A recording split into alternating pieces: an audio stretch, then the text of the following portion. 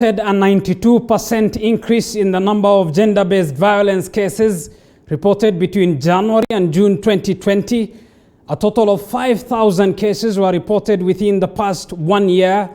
Nairobi and Kiambu are among the worst affected counties, with poverty, domestic disputes and identity crisis among the young people listed as some of the contributing factors. Mwangi Maina has the details.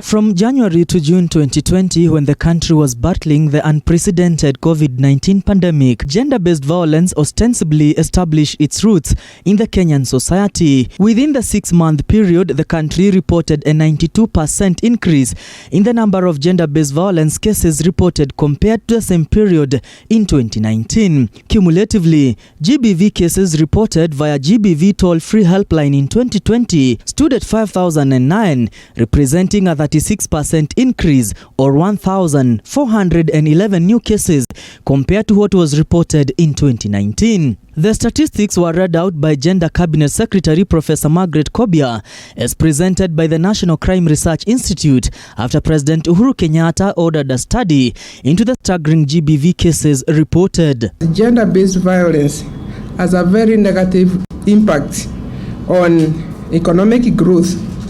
So the cost of not confronting it is bigger than it would be more disastrous if we waited to do something about it in the future. All of us are affected one way or another.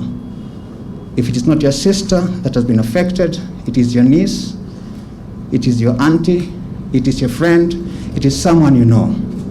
And therefore it must be a national conversation that we must have as a people.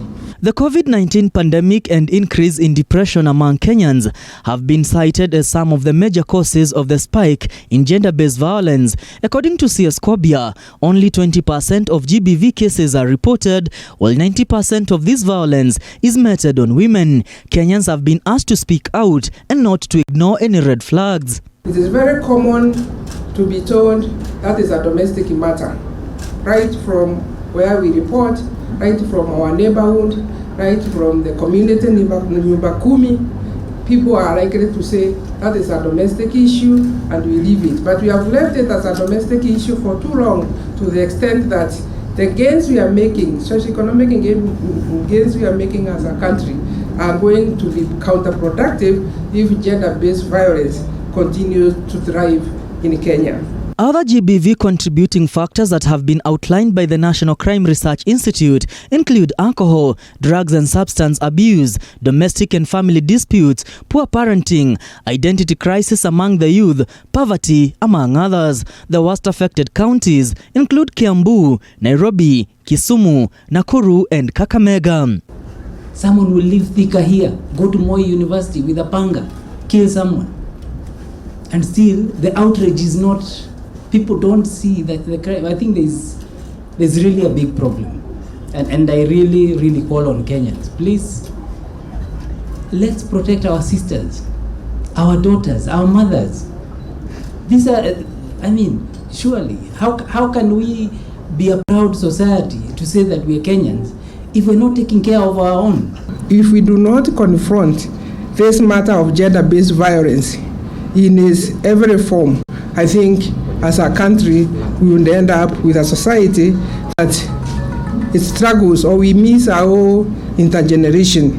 The common forms of GBV being reported include physical assault, rape, murder, sexual offences, defilement, child marriages, child neglect, among others. Mwangi Maina, TV 47, Nairobi.